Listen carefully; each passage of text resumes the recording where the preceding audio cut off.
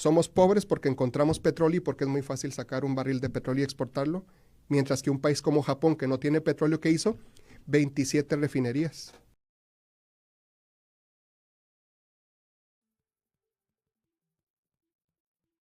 Hay que recordar que el método científico se construye con lo que ha sido abordado previamente y a través de la observación y la historia se va definiendo los avances. Entonces yo sí creo, siempre es como un poquito el tema de los Óscares cuando le dan el Óscar a una película, ¿no? Que parecen temas de moda, etcétera. Lo mismo sucede aquí. Yo creo que hay como empezamos el programa, hay una preocupación genuina con el tema de los populistas, y hay que decirlo, hay populistas de derecha y de izquierda, no es de una sola ideología, son populistas y cualquier extremo es malo, está sucediendo en muchos países del mundo. Entonces esto habla a cómo como sociedad nos ponemos de acuerdo para ir formando mejores instituciones, y ellos mencionan, hay hipótesis sobre el tema del desarrollo, ¿no? Una hipótesis es la hipótesis de los recursos naturales. Hay un libro que escribe un historiador, Jared Diamond, de UCLA, de la Universidad de California en Los Ángeles.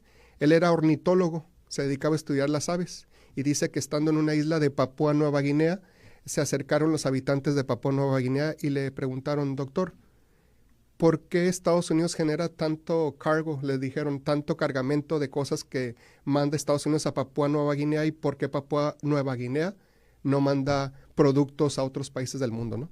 Y a pesar de que se dedicaba a estudiar a las aves, esa pregunta de los indígenas de Papúa Nueva Guinea fue algo que lo impactó mucho, de manera que cambió y empezó a estudiar historia económica.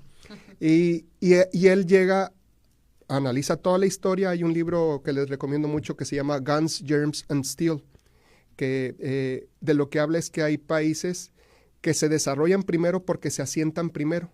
Cuando nosotros éramos nómadas, que andábamos, como ustedes recordarán, salimos hace 5 o 7 millones de años de África, llegamos a Europa, ahí se dan los primeros asentamientos, porque logran, el primer asentamiento importante fue en lo que ahora es Irak, ¿no? Entre el río Tigris y Éufrates, en Mesopotamia, en donde ahí se dan cuenta de que pueden desarrollar tecnología agrícola, se asientan, y una vez que se asientan, empieza a generarse productividad.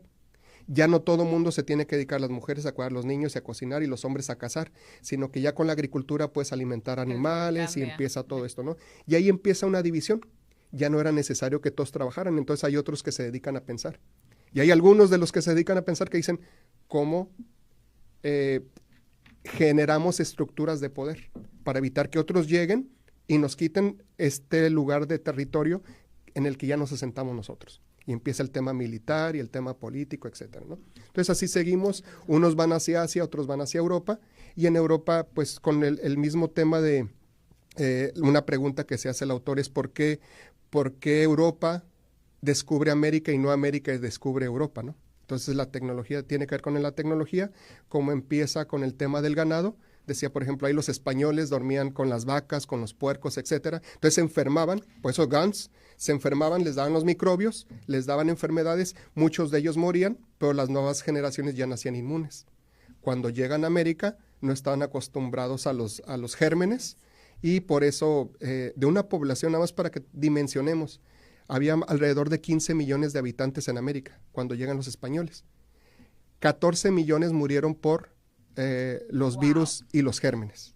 Entonces siempre vemos la historia de pues, las guerras entre los españoles, los aztecas, etcétera, Atahualpa. Llegan buscando oro, no encuentran oro en México, encuentran plata, algunos se van al Perú. Entonces decía, mientras que acá había escritura y buena comunicación, acá no había tanta escritura ni buena comunicación. Entonces él lo atribuye al tema climático geográfico.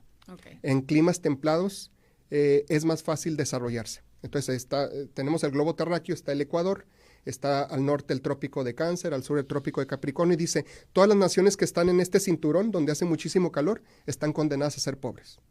Y eso es lo que cuestionan los premios Nobel, dicen, no es cierto, hay países como Singapur, que salen, países como Malasia, que se han desarrollado, etcétera. Entonces, parece que incide la geografía y la historia, pero no de manera tan importante, porque hay toda una teoría de la maldición de los recursos naturales. Somos pobres porque encontramos petróleo y porque es muy fácil sacar un barril de petróleo y exportarlo, mientras que un país como Japón, que no tiene petróleo, ¿qué hizo? 27 refinerías.